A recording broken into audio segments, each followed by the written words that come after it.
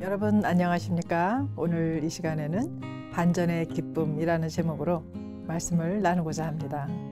최근에 유로파 리그의 마지막 우승컵을 어느 팀이 들 것인가 많은 사람들이 관심을 갖고 결승 경기를 지켜보았습니다.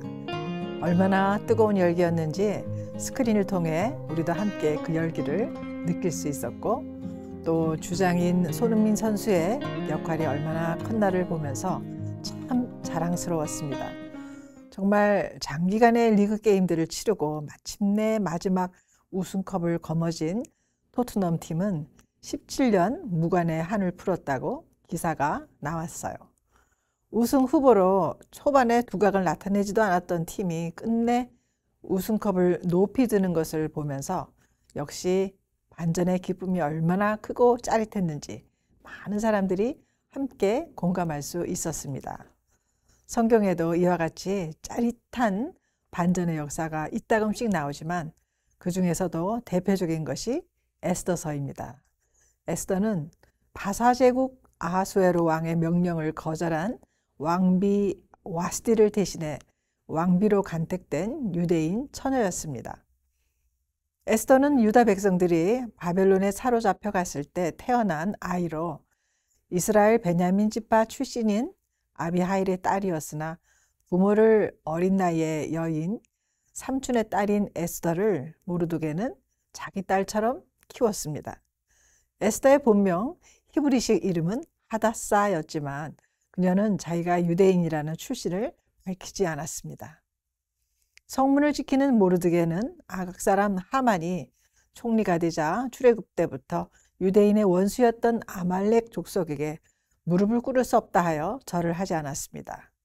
모르드게가 사울이 속한 베냐민 지파의 후손이라면 하만은 아각의 후손이었죠. 모르드게는 자신이 하나님의 거룩한 백성인 것을 잊지 않고 있었습니다. 하만은 자기에게 절하지 않는 모르드게가 눈에 가시였고 결국 모르드게뿐만 아니라 모든 유대인을 없애기로 결심하고 왕에게 자기가 은 1만 달란트를 내겠다고 하면서 유대인들을 진멸할 조서를 쓰고 왕의 반지로 인을 쳤습니다. 각 지방에 보낸 조서 내용은 아달월 13일 하루 동안에 모든 유대인 남녀노소 할 것 없이 모두 죽이고 도륙하고 진멸하고 그 재산을 탈취하라는 것이었습니다. 모르드게가 이 일을 알고 옷을 찢고 굵은 베옷을 입고 죄를 뒤집어 쓰고 대성통곡했고, 많은 유다인들이 이 조서로 인해 크게 애통하고 금식하며 울며 부르짖고 굵은 베옷을 입고 죄에 누운 자가 무수했습니다. 그러나 에스더는 왕궁 안에 있었기에 혼자 이 소식을 모르고 있었죠. 모르드게의 베옷을 벗기고자 에스더 왕후는 사람을 보냈고 마침내 그 이유를 알게 되었습니다. 모르드게는 에스더에게 왕궁에 있다고 홀로 목숨을 건지리라 생각하지 말라며, 이때에 내가 만일 잠잠하면 유다인은 다른 데로 말미암아 노임과 구원을 얻으려니와 너와 내 아버지 집은 멸망하리라고 하며, 내가 왕후의 자리를 얻은 것이 이때를 위함이 아닌지 누가 알겠느냐고 말했습니다. 이에 에스더는 죽으면 죽으리라고 단단히 결심을 하며 자기를 위해 밤낮 3일을 먹지도 말고 마시지도 말며 금식을 부탁합니다. 제3일에 에스더는 규례를 어기고 왕에게 나아갔습니다.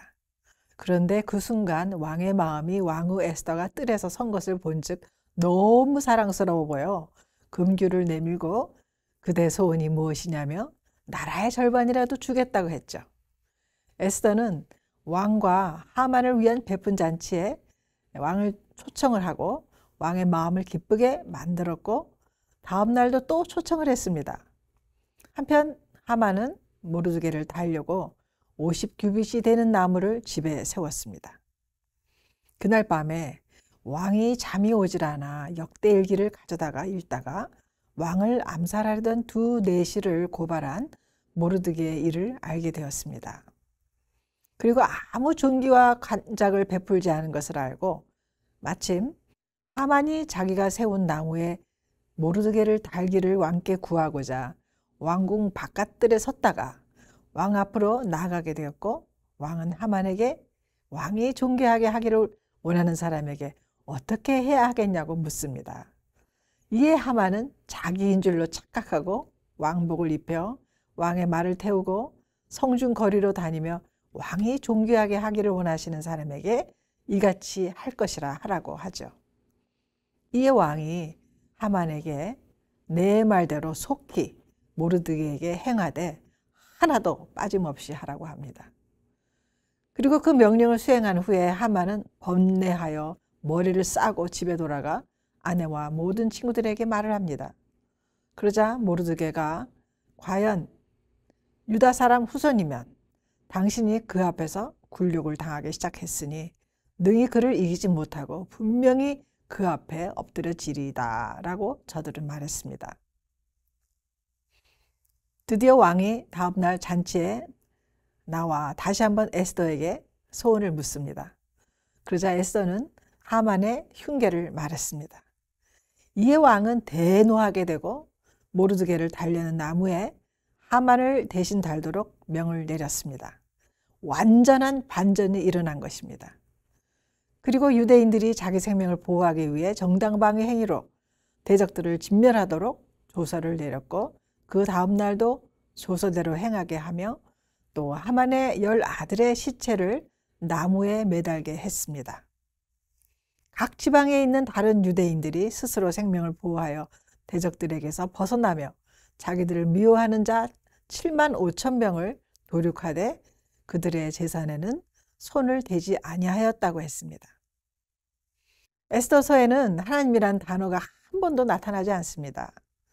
아직 유다 땅으로 귀환하지 않고 바사 제국에 남아있는 유대인들에게 하나님의 백성은 하나님께서 반드시 보호하시고 구원하신다는 메시지를 반전의 결론으로 강하게 나타내고 있습니다.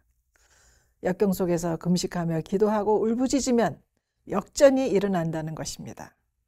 거의 죽게 된 사람들이 역전되어 살아난 반전의 이 이야기는 아직도 이 세상의 역사에서 끊임없이 시대와 풍조 속에서 변형되어 일어나고 있습니다.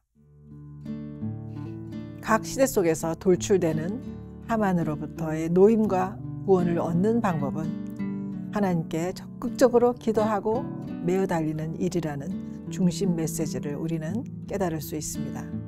그러므로 우리는 역사 속에서 늘 간섭하시는 하나님의 주권과 통치하심을 잊지 말고 더욱더 하나님을 의지하고 기도하며 감사하면서 살아가는 우리 모두가 되기를 소망합니다.